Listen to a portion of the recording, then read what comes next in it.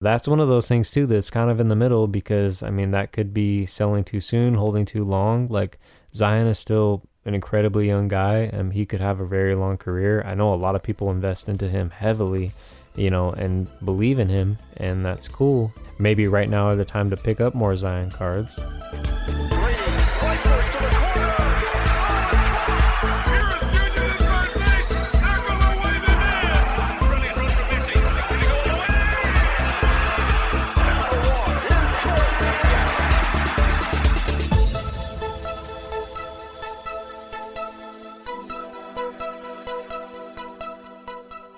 Hey, how's it going, everyone? Thanks for tuning in to another episode of Wax Talk with Raw Mints. I'm Carlos. And I'm Bruce. And on today's episode, we're going to be talking about holding too long or selling too soon. This is something that I know a lot of collectors out there could most likely relate to. I know that we can. We've definitely made some calls that maybe we shouldn't have, but that's why we're having an episode about it, to share those with you and what we learned from those experiences and how we continue to move forward differently. But before we get into that, as always, please be sure to like, subscribe, share with a friend, follow the podcast. We really appreciate you listening to us every week and sticking through our technical difficulties and issues that we've had.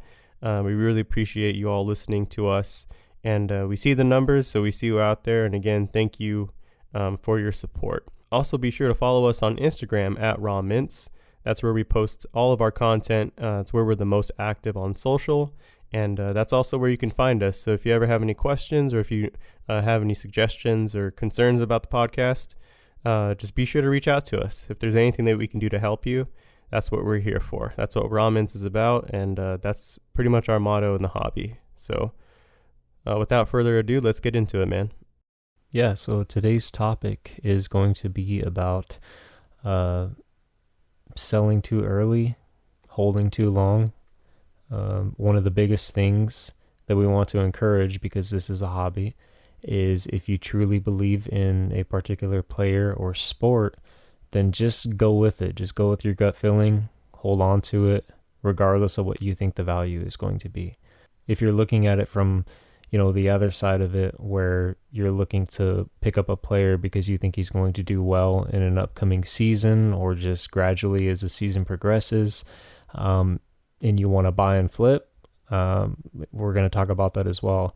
But the biggest thing is you're going to make mistakes.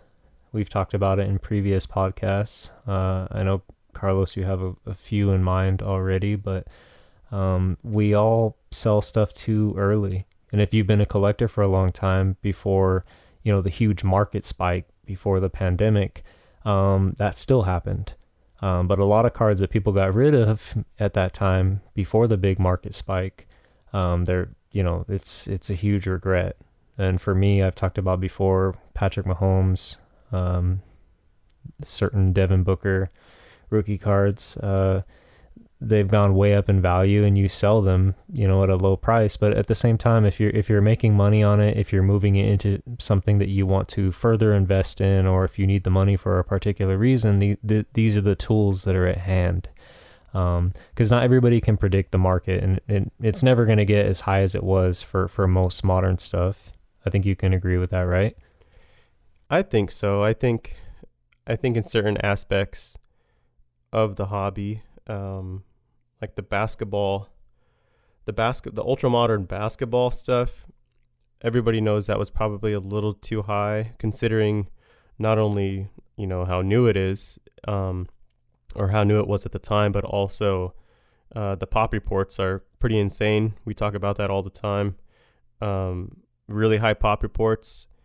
If there is enough demand, then great. Then that's great for the hobby. But high pop reports, in my opinion, are a sign of either overproduction, obviously overgrading, and probably overpricing. And those numbers are usually bound to come down as far as the price goes with higher pop stuff. You think? Yeah, that's also distinguishing the difference between singles and wax as well, because that we were loving so much ripping that wax, especially when you were really getting into like ripping wax. Like we were able to get our hands on Prism and Optic NBA for sure, and we were opening it and even not pulling anything great, but still enjoying the rip. That's the one thing is I feel like those prices are still pretty high, like to find good deals on, especially for hobby boxes and cases, um, as opposed to like the singles. Like right now, like if you really like 2019-20 Prism NBA and you want Zion rookies, right now is probably the time to buy them because they're really low. But if you look at the price of a hobby box, it's still super high. So, and that's one of Yeah. those things too, is like people that when the product comes out, that a lot of collectors are buying cases if they can and ripping some boxes, holding some boxes. For me, ideally, like if I had that sort of income to be able to do that, like what I would be doing is splitting up a case as far as I'm going to open a couple boxes, I'm going to sell a couple boxes immediately, and then I'm going to try to keep at least a box or two sealed. Because that's one of the biggest investment standpoints I feel like in the hobby is keeping stuff sealed, and that's one of the hardest things to do. Right. Right. Yeah, that's one thing that I think that does hold value and has continued to go up in value even whenever, like you said, when things go down. Like you said, Zions are down right now because it's the off season. Those sealed boxes are still so high, and it's I would think we've talked about it before, if we'd rather have a PSA 10 of the hottest player in a sealed product, or if we'd want a sealed box. Like, what's the better investment? I think, like you said, I think it applies to everything in the hobby. Really, I think it applies not even just to sports cards, but also to gaming. I mean, you know firsthand about that, of keeping Pokemon boxes sealed long term, if it's like if it's going to be a great release. You know what I Yeah, mean? but as a collector, it's super tough. I mean, Right. an example is, I'll bring it up real quick, is recent select hanger boxes. You're like, don't open them, don't rip them, just keep them sealed. And I did not listen to you. I opened them all, and I didn't get anything crazy, and I had a good time doing it, and it was kind of meh. But that's just part of the collector in me. You know what I mean? Getting things at retail price is one thing. Like if I was paying an additional price for these hangers, like if I had to pay double, triple price, then that's one thing. Then I'm not going Right. to be as careless about it. But for me, it's like I can't afford a hobby box of select. So like being able to open retail is just it just makes me feel a little bit better about it, even if I don't do well. But that's, it's scratching the itch big time, is just knowing that you could possibly pull something really, really nice. Or pull something not so great either. Yeah, and that's usually how it goes. Yeah. But I mean, I trust me, man. I mean, I think my favorite aspect of the hobby is ripping wax. That's what got me into it. That's what Yeah. I started doing. Like you said, I was able to actually find Prism basketball on the shelves, which Well, yeah, yeah. regrettably Going back so, to I left that, some on the shelf back yeah, when I yeah. started. I wish I would have got Going all of back it. to that, specifically though, like we were ripping Optic and Prism basketball, and it was just fun to do. We weren't paying like 2019. crazy prices, because it was retail, and even at the time, like if you think about it, like a hobby box was really expensive, too expensive for both of us to want to take a risk on, but even more so now, like part of holding something long term, like sealed wax is probably always going to be one of the best bets.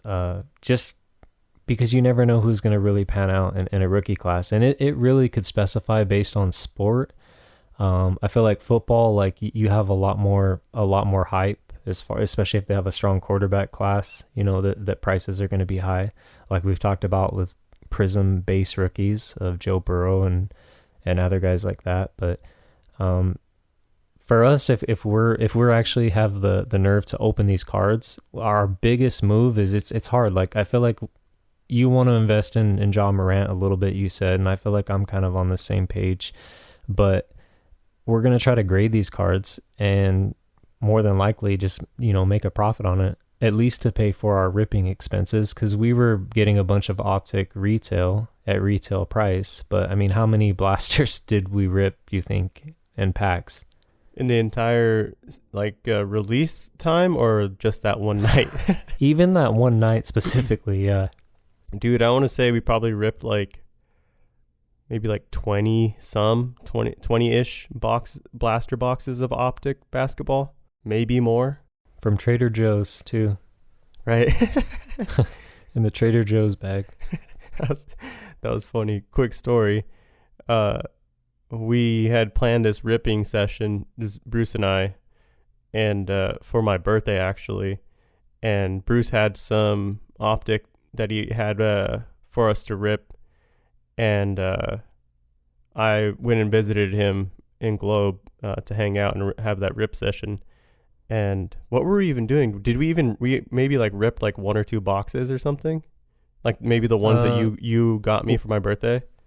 Yeah, and you brought some packs of like hoops, like 2018 hoops, Right, and there was some right, other right. stuff. So you had that just like, oh, I brought these two to rip, and I think you had a blaster of NBA hoops, Right. 2019. Yeah, that's right. And we were like done ripping it, and I was like, "Hey, can you grab that Trader Joe's bag for me real quick?" And No, you're like, hey, I got some penny sleeves in that Trader Joe's bag. Can you grab them for me? and you opened it, looked in the bag, and it was just stacked with blasters of optic. That was so sick. You're just like, what? And we ripped all of those, so we could have held those and by this point probably made a decent profit. But like, it was just one of those things that like at retail cost, and it's for your birthday, and like, why not just rip? Sometimes you got to take those gambles that way, even for the fun of things, like in the Yeah, hobby. it was a Just great time. open. Yeah, it was fun. We had some decent hits, nothing like Hell yeah. super crazy, but you hit a bunch of Zions and Jaws constantly, I felt like. Yeah, like multiples. We didn't hit any hollows, but we did had hit some blue velocities, some purples, some pink hypers, I believe. Yeah. Yeah, Well, we you had did a. hit you hit a hollow LeBron that I really wanted, and you sold it. Oh yeah, speaking of But selling too, yeah, that was a good one. I think you pulled that, and then maybe a the purple. purple, which you did give to me, and that card that one got a 9 because I have that in the blue velocity, but that purple got a 9. I still have that card. Right. Yeah, man. That was again those are those things that don't really take much thought. It's like, dude, we're ripping all of this tonight. Like you were just like, what? And I was Yeah. just like, Yeah, yeah, it man. was. And we ended up ripping till like what, like 4 in the morning. Yeah, it was late, and we were recording live videos Right. of the packs too, Yeah, which a lot man. of them have been posted to the page, but I know there's still probably like 100 other ones. There's so many, dude. There's so many. But that was a great Yeah, time. And that was for like, sure. honestly, if you were to have asked me, would you have maybe just ripped some of it and then held it? I'd be like, nah. It was definitely worth ripping all night. That was so much fun. That's kind of the in between when we're talking about selling too soon or holding too long. I mean, that's just the enjoyment aspect of it. If you get something at a good price, and you could still pull stuff, that we sent out for grading and did decent on. So if you're cool with spending some money sometimes and going through products and valuing condition and things, that you can get rid of a little bit sooner just to replenish some of those funds, that's kind of the in between in the hobby. That's something fun to do. Right. And keeping it on sealed wax. Kind of I wanted to share my experiences with sealed wax, holding too long or selling too soon. Um I don't really have a ton of selling too early or selling too soon. I feel like I sold quite a bit at probably the peak of things when it comes to sealed wax. But Yep. I remember I purchased I think it was like how many? It was like 150 maybe 151 hanger boxes of 2017 Revolution Soccer. And you had what, 287 in total? No, no, no. I want to say I bought like 150, and at the time I want to say Steel City Collectibles was selling them essentially for like, I think he had them in like maybe 10, maybe it was like 40 box lots, and he was selling them for dumb cheap. Like at the end of it all, after taxes and fees and everything, it came out to probably about like $4.50 per hanger box, which was one of my best investments in my opinion. Well, one of my early successful investments as far as buying in bulk. Yeah, And and a quick note about that too is, I mean, it does have Christian Pulisic on the front. It's a sick looking hanger box. and Right. it's his rookie year. He has a rookie in it. Right. Right. Um. Well, not his. I mean, I think that I want to say that it Not like a released in true rookie, 2016, but I mean not but like a true rookie, but still, I mean in 2016, it's like it's a it's a key rookie. rookie for sure. Yeah. But even that though, I want to say that it was released in 2016, but it's titled 2017, which is weird. Soccer's weird like that sometimes. But That's all other sports are, but 16, 17, 16/17. right, right. Um, but what I told you was I'm gonna rip half and sell half. Like that was my goal. That was my plan. Like I was just gonna rip half of it and then sell the other half to make up my money. My plan was to, at minimum, sell them for $10 a pop and pretty much pay for, 75 hangers for free. Pretty much ripping 75 hangers for free. What ended up happening was I ripped half of it and I didn't sell any until I ripped half of it. So that I knew I was happy with what I got, and I pulled Yeah, quite because a you pulled a freaking Messi like to right. 25, right? I pulled, Yeah, so but I also pulled a stack of Pulisic cards, both the Vortex and the base, the regular base, and I also pulled, like you said, a number to 25 Leo Messi Disco Vortex, which we sent off for grading and ended up getting a 9.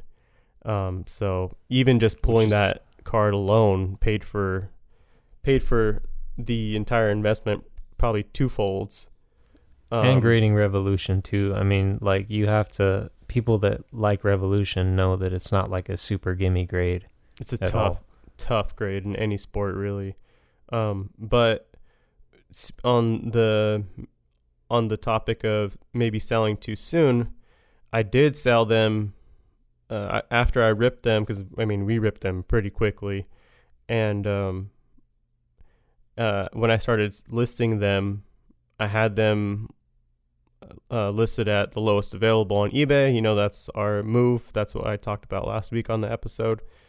And at the time, they were going for like 13, maybe like $14 a pop.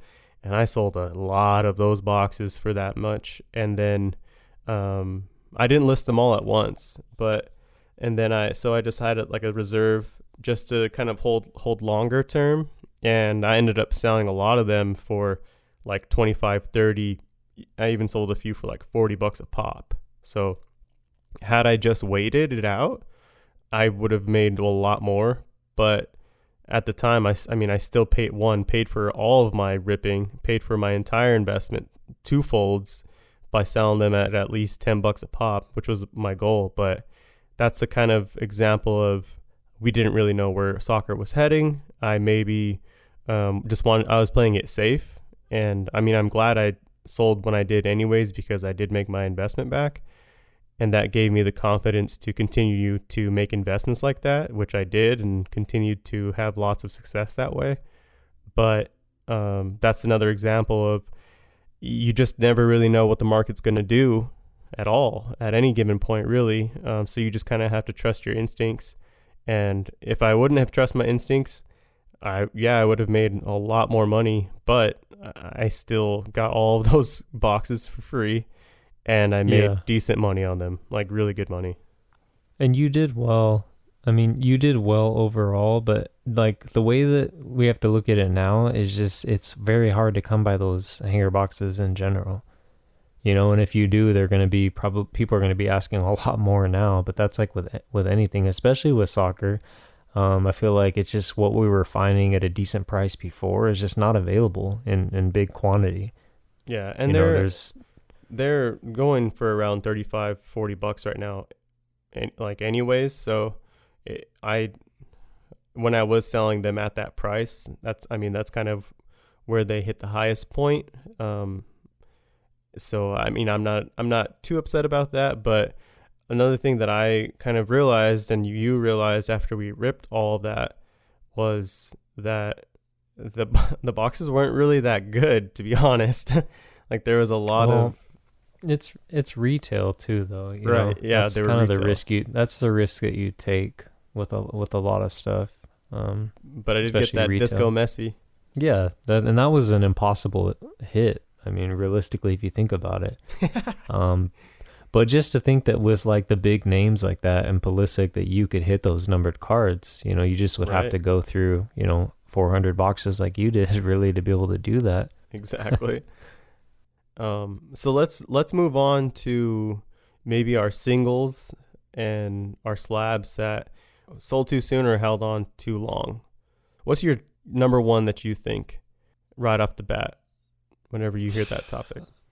Um, Not really a holding too long, but I mean, there's so many cases. I've been collecting a long time, so I've brought up this card before, but 1998, like Fleer Ultra, Peyton Manning, Randy Moss's rookie year, like everybody was chasing Ryan Leaf. I did pull the Ryan Leaf card. I still have that card to this day. I don't wouldn't try to sell it. Like it just sits in a box at my mom's. But back in the day, like that would have been like a key card to try to get rid of, or like that'd be a card you could take to a card shop back in the day and be like, I have this card, and if you don't want to sell it, if you're a collector, you could just trade it towards something. And back then you might be able to get some packs of cards, or trade it into another card. So I mean that's like kind of a quick example, I guess of holding too long just because I still have that card. And now of course if you're gonna chase anything of that, it's gonna be Manning or Randy Moss or Woodson or there's still like a bunch of dudes that played really well, like Fred Warner. I don't know if you remember any of those like random uh I don't remember players Fred in that. Warner. Yeah, but the biggest thing, like I say, is just if you're into it for collecting, just hold it. But the biggest distinguish is like spending the amount of money for modern cards or somebody like you have to really believe in a player to spend like a crazy amount. Yeah, I agree, dude. And you also have to accept the fact that sometimes you're not right. Like that's kind of the risk that all of us as collectors, and well, not so much collectors because if you're collecting it doesn't matter, but if you're making an investment, at the end of the day, that always comes with risk. It's risk in any field, not just the hobby, but um, that's kind of a risk that you also have to understand. And if you're rolling the dice and you're rolling big and you're spending a lot of money, my suggestion is just to do a lot of research, as much research as you can. Hell, if you need to watch game footage, if you need to make them devote a lot more time to this player and kind of securing your bet that way. But at the end of the day, especially with the more dangerous sports like football, it's even riskier because you never know what's going to happen on the next snap or the next play, and your investment just could be gone, like in a matter of just a freak accident. It happens, and we hate seeing it. Not just from a collector's standpoint, but obviously as human beings, you hate to see somebody that worked their butt off their entire lives to get to the pro level and be a superstar, and then it's just gone. That's just a risk that is just inherent with collecting sports cards at least. We'll talk about non-sports on another episode and how they can't get injured, which is so nice, or have any sort of scandal. That's just kind of that's the one of the main points that we want to make on this episode is sometimes trust your we always kind of trust our guts, especially when it comes to picking things up, like getting ahead of certain curves or certain spikes in the hobby. We've been actually very successful over the last year and a half to 2 years of getting in early on sports and getting in early on certain products and paying decent prices, before anybody else did. And that was because we were always researching.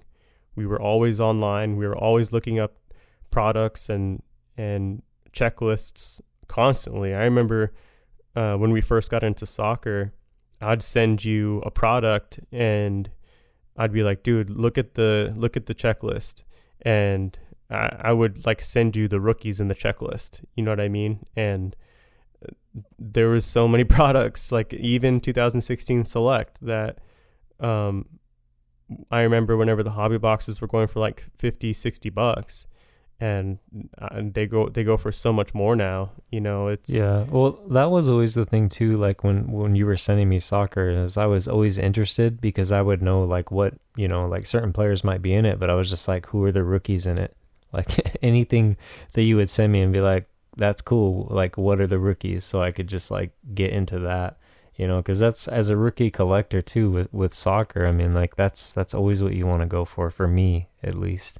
right. One of my examples, I would say, um, it's not my only example. Obviously, we have a lot of these, and maybe maybe we don't know if we've sold too early or too soon yet.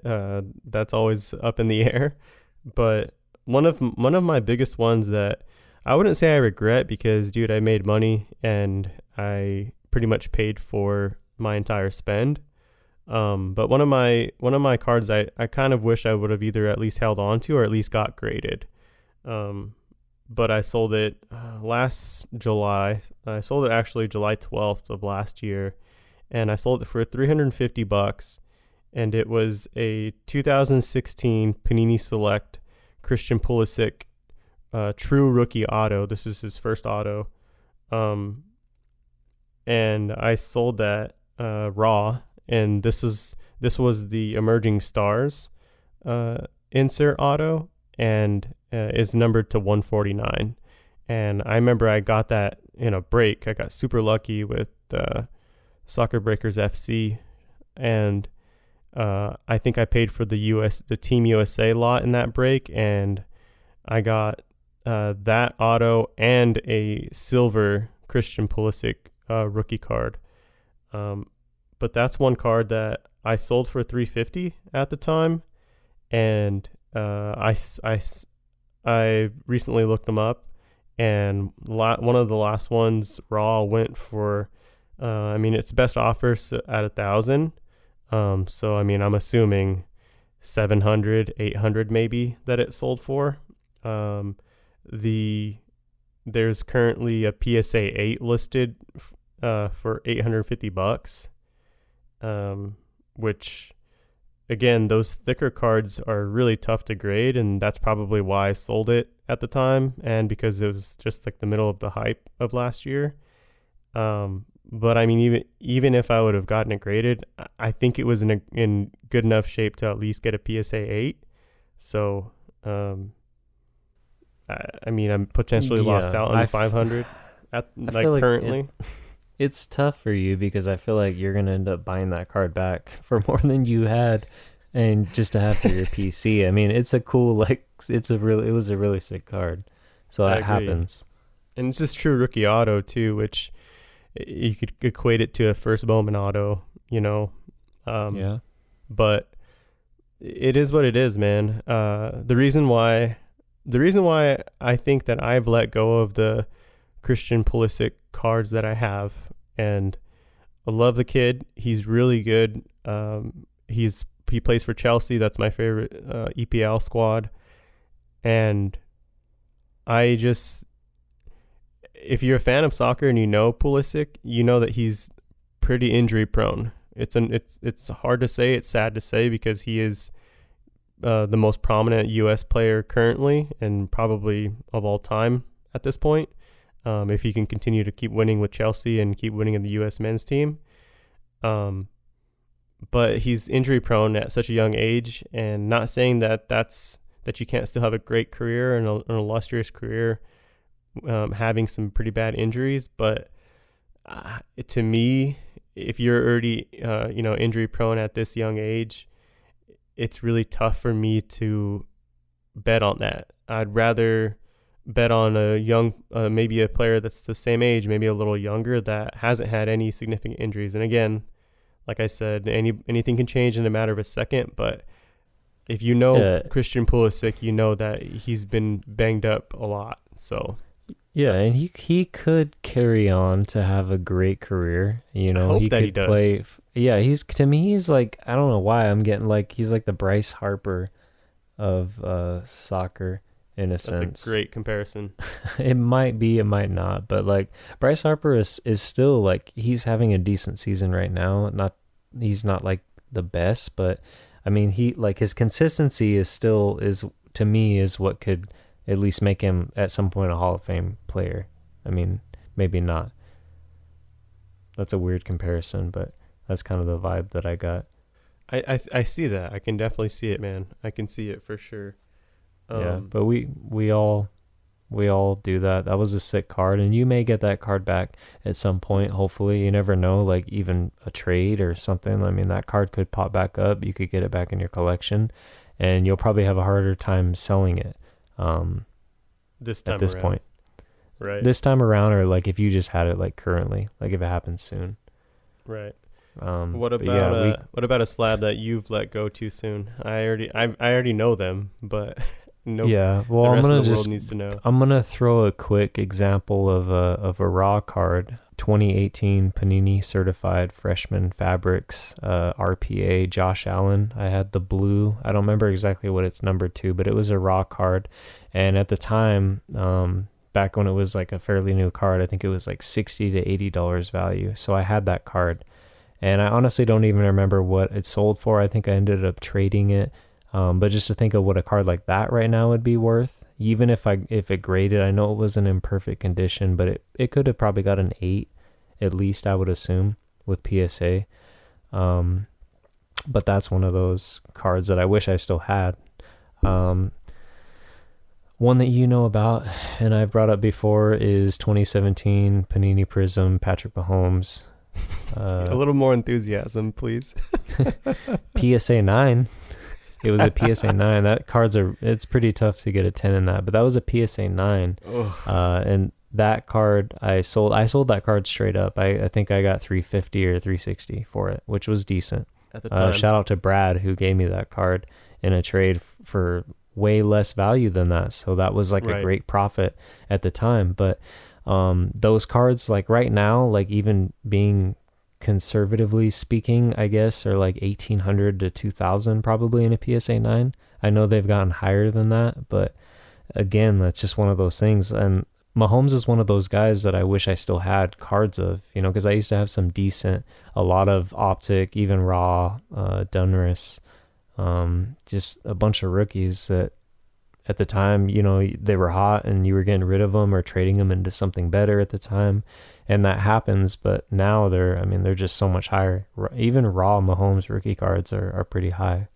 That kid's, he's the truth. He's proved it by 2 Super Bowl appearances, 1 win. But nobody knows the future, man. If people did know the future, the hobby would be so boring, in my opinion. Like, yeah, you might be missing out on some money, but I just think it's a good thing that sports are so unpredictable, and life is just unpredictable as well. It's strange that we're talking about this because I've seen this pop up in my Instagram feed multiple times. Like, I don't know who keeps posting it. Maybe it's Golden. I don't know. But people keep posting, like, I invested X amount, which is like usually like 20 grand, 250 grand or something in a player. And it's like Andrew Luck or somebody like that.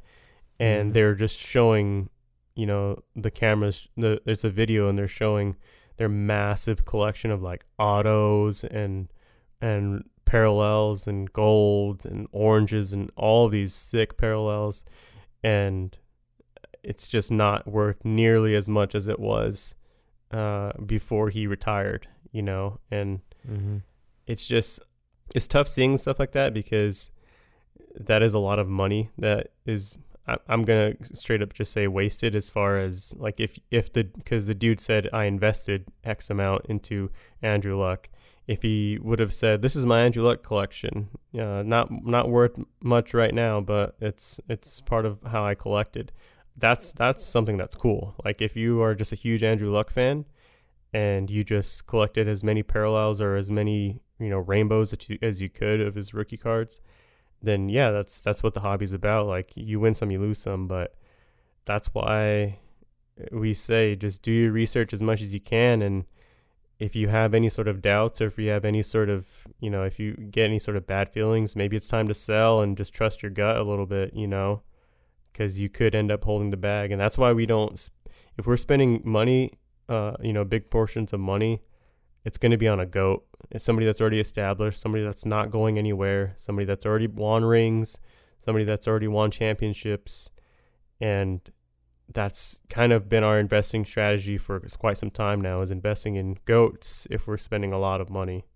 Yeah. And another thing that you could look at would also be it seems like different products, they make things a lot tougher as far as grading, to lower the pop report. Maybe that's just coincidental. I don't know. But pay attention to those types of things, because if you know a product is really tough to grade, even if it's a base card to a silver card, like select field levels or court side, like those are kind of examples of that. But if you're picking up cards like this and in high grade, and you're not paying too much, these are cards that you could look at right now for a future perspective, is knowing how hard it is to grade vintage cards, because of whatever flaws they may have. But those things tend to grow in value. We constantly see it. Obviously, with vintage, it grows more and more because it's hard to find these super old cards in high grade. But to be able to acknowledge right now that maybe there's specifically cards that are made tougher to grade, for whatever reason. I mean, these are cards that if you can get into at a low price, that's kind of an investment standpoint as far as holding something, and again, if you're not paying a lot of money for it, then even if it turns out to be nothing, at least you're not out too much, and somebody's still going to want it. For whatever, you shouldn't ever have to take a complete loss on something that you buy. It's going to happen. As the higher the limit that you spend on something, I mean, you may lose a lot more money. But if you're not into something like for super high and you're losing out on 20 to $50, I mean, it is what it is. But I mean, that's something that might pan out. I don't know. I feel like I'm still toying around with the idea of that kind of stuff. If I'm going to pick up ultra modern cards, or if I'm going to grade them, maybe specifically just understanding like certain sets that are harder to grade. I mean, it just makes things, it's just kind of like a fun way to look at it, I guess. Right.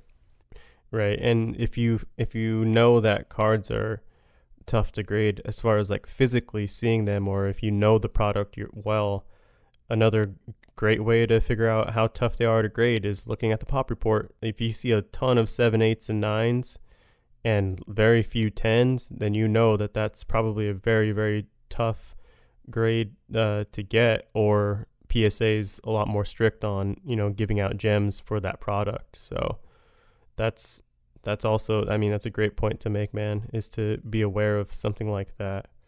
I wanted to share another one of my sold. This is an example of maybe holding too long. I remember, I don't even know what I think I might have pulled it out of a blaster maybe, or a hanger of 2019 Donruss basketball. I pulled an orange laser Zion rookie card. Mm-hmm. And no, it wasn't even a box. It was a cello pack of Donruss, I believe. And I pulled it, and I remember I showed it to you, and I showed it to a lot of the people at the time at shows. And there's you specifically were like, dude, that's a gem. That's like perfect centering. It's so in great condition. For like a foil card. Especially for Donruss too, because it's also notoriously off-centered as well. Yeah, and just it was like a foil type card too. I mean, it's just a tough grade. Exactly. And so that's one of the first cards that I ever got graded. And sure enough, it did come back a 10. And I remember at the time, again, another player that I'm just not sold on is I think Zion's a beast. I think he's an amazing athlete. The things that he's able to do and how agile he can be at that size is insane. But basketball, in my opinion, it's a definite sport that you need to focus on your health, and you need to focus on your weight, and you have to focus on how much strain you're putting on your body, especially your knees, especially your ankles, because they don't hold up. I mean, just in general in life. And the things that he's able to do, as agile as he is, it's just, those things scare me. It's dope to see him just cut and make those quick spins and, drive to the basket. It's exciting to see. It's like Shaq-esque, but he's just, I don't know. I think he moves too quickly and has too much agility at his size, and it just kind of freaks me out every time he does that, because it's like, be careful. But again, another example of somebody that the reason why I flipped was because Their hype was there. I mean, the hype was already there, and right. pulling a card like that out of, at the time, what is that, $5 to $8 for a cello Mm-hmm. pack Mm-hmm. of donors? So I mean, it's a profit, and you moved it into something that you really believed in. So that's one of those things too that's kind of in the middle, because I mean, that could be selling too soon, holding too long. Like, Zion is still an incredibly young guy, and he could have a very long career. I know a lot of people invest into him heavily, and believe in him, and that's cool, and maybe right now are the time to pick up more Zion cards. But at the same time, I mean, you made a profit, so Right. And I remember the reason why I'm making this held too long example is, at the time when I first got it back and I decided, you know what, I'm going to list it. Uh, I had it listed at like 1100, maybe like 1300 at the time. It was very, very low pop at the time, and it was a PSA 10, which again, very, very low pop, very tough grade. And I remember I had an offer. I had an offer at like 750, and I got too greedy and I declined the offer like an idiot. Um, and then months went by and I didn't sell it, and I ended up letting go of it for 375. So and that close. again, a mistake though, because I'm right by you on that. Is we both listed cards in auction, and that's how that ended up happening. Because I had the 2017 Topps Chrome UEFA Christian Pulisic Refractor PSA 10, which I got at a very low price from our friend Eddie, and that's a card that I wish I still held on to, but both of those cards just sold a lot lower than we anticipated. Yeah, that's why we don't do auctions anymore. It was But a one-time only thing. right. So, but I mean, even then, so at the time, I passed up on that big offer because I wanted more. Got greedy. I rolled the dice on holding. Ended up selling for close to half of that original offer. And I mean, now currently, there hasn't been much movement because the pop is still pretty low. Um, there's recent ones that have sold for 467. There's one that sold for 611. One sold for 550. So that's definitely up from when I let go of it. But again, you don't really know what's going to happen, and you think, you know what, I'm going to take advantage of the hype, and maybe sometimes you get a little greedy, and that's another thing that can come to bite you in the butt, is holding too long and selling low at the time. But it is what it is. What about you? Other than that Pulisic that we just talked about. What about him, dude? I've talked about the Booker before, and I had a good reason for selling the Prism Silver Right. PSA 10. But yeah, the Luca was a 2018 Prism, Panini Prism, red cracked ice Luca rookie. It was a BGS 9 with strong subgrades. I think it was at least nines across the board, Mm-hmm. maybe with a 9.5. But that was another card that at value, and I think I traded towards a LeBron for that, so I wasn't completely dissatisfied. But at the time, I think I was holding like realistically like $400 or $500, and I think it was realistically around 350 ish. And that card by now, even in that grade, I'm sure is at least close to 2,000, maybe more. Right. And you sold at a show, right? Yeah, it was more of a trade at a show. And like I said, I think I traded into a LeBron and maybe even something else. So like it was a good deal. But yeah, it's people want these hot players too. So like if you're not like, if I was like super invested and that was my favorite player, then I would have been a lot higher on that card, or just not gotten rid of it or put it out in a showcase. Just that. But at the same time, it's just one of those things that like everything is people, to be able to set up at shows and to be able to have a collection, like you're trying to appeal to other collectors, and you're trying to reach out to them and figure out who they want, and if they have cards, it's a plus because you might get something that you want out of the deal.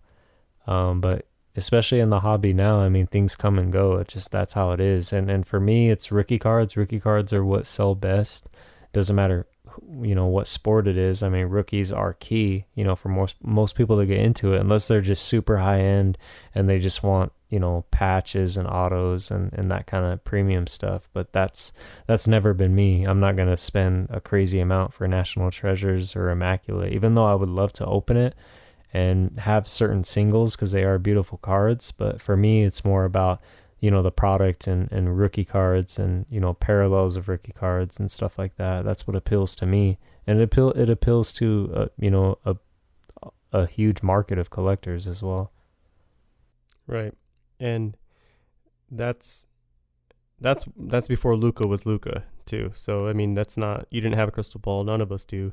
So it is what it is, man. And I mean, you got a card that you probably wanted more at the time, and it is what it is. And that's another thing, wrapping this up a little, that's another thing that I wanted to make a point of on this episode is sometimes it is what it is. There's nothing you can do about, if you held too long or if you sold too early. You just got to take it, take your losses, and hopefully you didn't lose out on money. If you made a flip too soon, you still made a flip. That's like how you should look at it. And there's a lot of parallels that you can draw between investing in sports cards as well as trading stocks.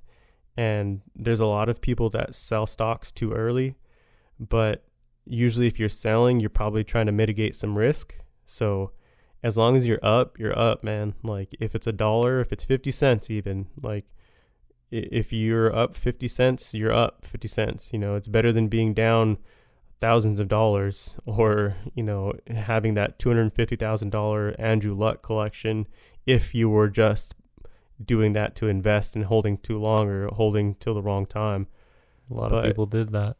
A lot of people did, man. And that's just the inherent risks that come with the hobbies. And that's just really what we wanted this episode to also drive home, is just do your research, man. You can't go wrong. And even if you do all the research in the world, stuff like that can happen. Somebody can get injured. Unfortunately, that's the risk that you're taking.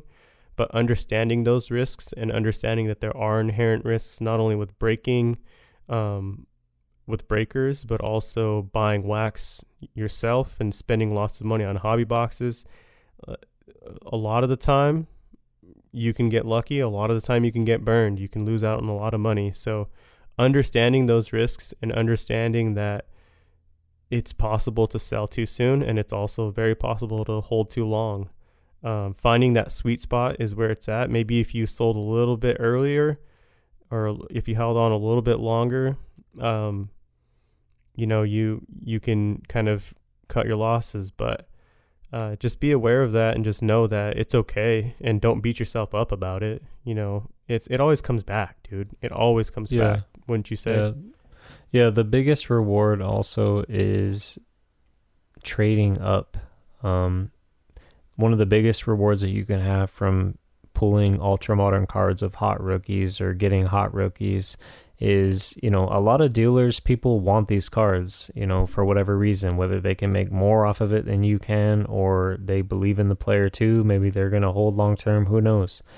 But being able to get into cards and just trading up, if you have a hot rookie, I mean, like a lot, like LaMelo Ball rookie cards, you could probably trade that for a PSA 9 or a PSA 10 of like a base rookie of somebody that has some potential, that's already shown some slight potential, whether it's NFL or whatever the sport may be. And you're already like moving up that way, and then you hold that card and then you trade it towards something else, like starting off small on lower end stuff that you believe in, and trading upwards, without having to spend a lot of money. Or maybe you finally work your way up to a fairly big card and you want a Michael Jordan rookie card. And then you're at the point where you have this card that the seller wants, you trade them that, add some cash on top, you finally get a Michael Jordan rookie card. I mean, that's one way to look at it too, as far as working your way up to getting PC cards or Grail cards or whatever. It's really possible. It just depends on, doing your research, how you spend your money on cards, Because even if you really want a big card for whatever reason, you don't want to spend the money, you could start small and work your way to the top. Just to get to that, you'd spend that time, and then once you get that grail card, then cool. And if you're done, you're done, or maybe you move on to another big card. But I mean, the possibilities are endless that way. Like, you can literally work your way up, in this hobby, depending on what move you make. Yeah, I think that's a great thing to mention too. If you're trading up to something, or if something happens in life and you have to let go of a card, at least you are able to pull money out of nowhere. You know, like if something happens, maybe there's a family emergency, or maybe you just want to take your family on a vacation. You know, and your family just needs it, and you just want to treat your family to something. The hobby provides, man, and that's another way to look at it too. I know that those times that I spent money on cards and didn't reinvest in cards, I know that I used it for something good or something positive, or saved it, and built up my savings account, or paid something off, or bought Bree something, or took Bree on a nice dinner. Like, that's another way to look at it too. Like, if you feel like you're selling something maybe too early, and I know that I've been on at those dinners and with Bree that I've taken her on dates on, and while we're at dinner, cards are selling left and right, and it's just, I don't know. You're it's like, just order more. it's like, we'll have another bottle, please. Yeah. It's just, those are those moments that that's why I appreciate the hobby so much, and why I love the hobby, the investing aspect of the hobby that I've dabbled in and that I've become successful in, is because it's helped me to do a lot of things in my life. Not saying that I wouldn't have been able to do, but it's been able to just pay for it. Like, what's the harm in that?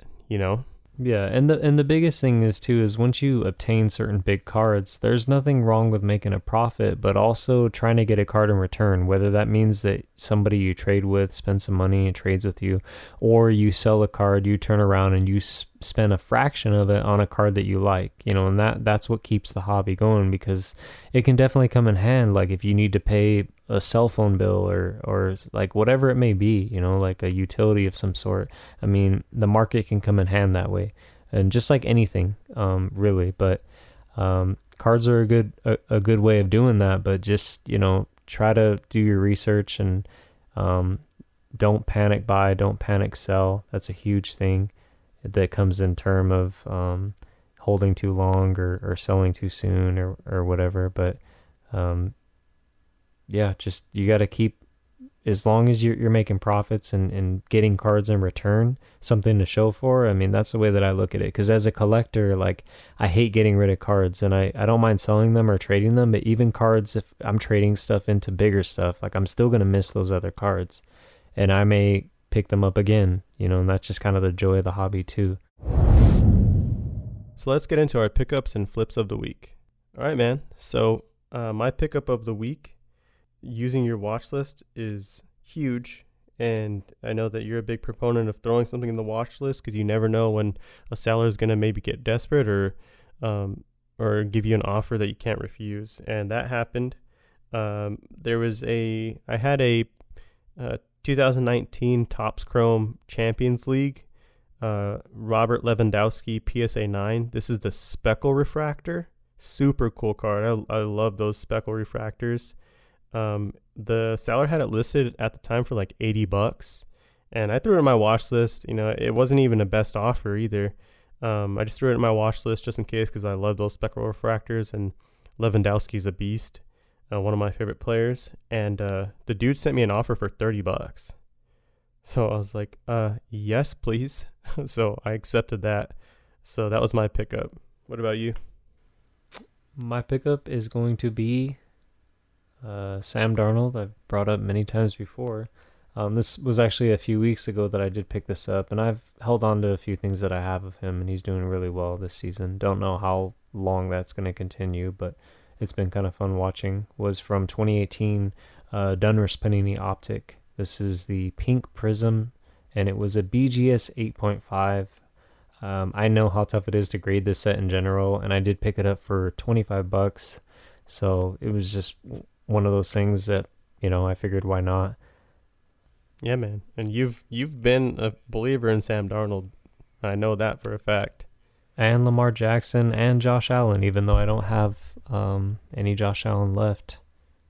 And he's been in, I guess, in comparison to last season, you could call it, I guess, a slump, but there's still plenty of time as far as Yeah. Josh Allen goes. But it's been good to see Sam Darnold do well, man. I mean, with the Panthers, I feel like he's got some weapons there. So undefeated so far, Yeah, man. Hell yeah. One like of the the last Cardinals. one of the few teams that's left. My flip of the week has actually been a long-term flip. Um, and it's speaking of holding too long or selling too soon. This was an example of probably selling at a good time. Um, Last summer, or maybe at the end of the year, when did we pick? When did I start picking up those Dragon Ball Z boxes? Do you remember? It was when I was really heavy into Pokemon, which I'm still kind of into it, but was when I was first getting into that, and you're like, okay, you focus on Pokemon, I'm gonna focus on some other stuff, and Dragon Ball Z was one of them. And Would you say like last fall, maybe? at least, yeah, maybe a Yeah, little earlier. yeah, maybe like end of summer. But at the time, I found this website that was selling Series 2 Dragon Ball Z, which was one of the first releases of cards. This is the 1999 art box, Dragon Ball Z Series 2 boxes. This is the 24 pack boxes, so pretty much a booster box.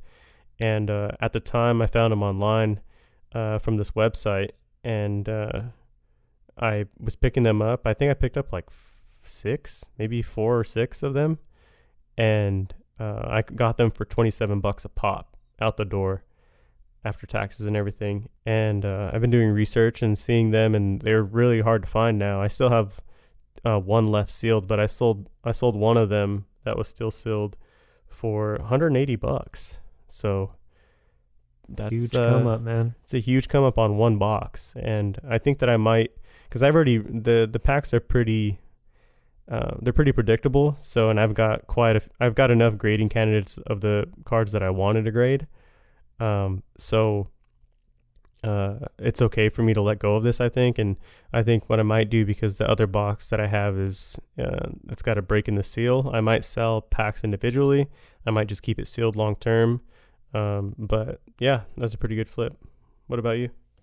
My flip is gonna be a Pokemon card from 2020, Sword and Shield from Darkness Ablaze, which I ripped a crazy amount of. I know you ripped some as well. You picked up a couple boxes, but this is the Charizard VMAX. This card was raw that I sold. It was in really good shape, and the buyer knew that. I sold this card for $100. I believe that raw they're anywhere from, let's say, 60 to even 120. But this card was in really good shape. I've been able to compare a few, having a BGS 9.5 that's zero point 0.5 away from a BGS 10. But you just notice like the little flaws that each card has for the front or the back or whatever. But this card, yeah, I sold it for $100. I think that people that are into Pokemon and like Charizard, I feel like that's a really good card to pick up because it's the first VMAX card of him, or the chunky Charizard, I guess you could call it. But I feel like that's a card that has like a huge. I mean, it's just gonna have some significance as far as the long term. It's still a really modern set, and it's not that expensive to pick up. I mean, it's a little bit, but I mean that's a good card to get in on. But again, I mean that's a card that I feel like if I would have sent it to PSA, it probably would have got a 10. But just kind of, the guy was looking for that card. I had a graded copy. He wanted the raw, and it was in really nice shape. So, yeah, 100 bucks from those were I believe I pulled that in a just like a booster, a sleeve pack, which those are like $4 or $5. Yeah. Which is a crazy, crazy odds that you pulled that too. A great flip, man. All right, so those are our pickups and flips of the week. I think today's episode was pretty good. I think that we got a lot of our demons out, our demons of the past. Yeah, there's a lot more. There's so many more. Oh, Oh man, but what do you think? Is there anything that you wanted to add? I think that we added a few key points that we wanted at the end there. Is there anything else that you can think of? Just biggest thing is you're gonna take losses in the hobby. As long as you're actually collecting and picking up players or teams that you like, I mean, you're gonna still win. But yeah, it's hard not to get wrapped up in, if you're pulling wax, you're going for the big guys, you're going for the big parallels. There's all those different things to look at, which make things exciting, But as long as no matter what profit you're making, I mean, just make sure you have something to hold for yourself, because there's a lot of great cards and players to pick up. For sure, 100%. So we really do hope that you enjoyed today's episode. Glad to have you back, man. It's very different doing these alone, man. It sucks. Talking but to yourself. I know it's so weird, but I mean, I could talk to a tree, so I guess it's not that weird. But That would be weird though. Yeah. I was just talking to a tree the whole time. But thank you for listening. We really appreciate you continuing to support us, supporting our Instagram page at Raw Mints, and supporting the podcast. It's really great to hear from people. So continue to reach out to us. Let us know your feedback. We've been getting comments and messages from people talking about episode topics that we've had. So if you have any suggestions for any topics that you want to hear more about, just shoot us a message on Instagram. We'll definitely do it. And we'll definitely try to give it as much justice as we can. But for now, like I said, make sure to follow the podcast, subscribe, share it with somebody. Also follow us on Instagram at Raw Mints. That's the best place to get a hold of us. That's the best place to see any of our content. With that being said, this has been another episode of Wax Talk with Raw Mints. I'm Carlos. And I'm Bruce. Thank you for listening.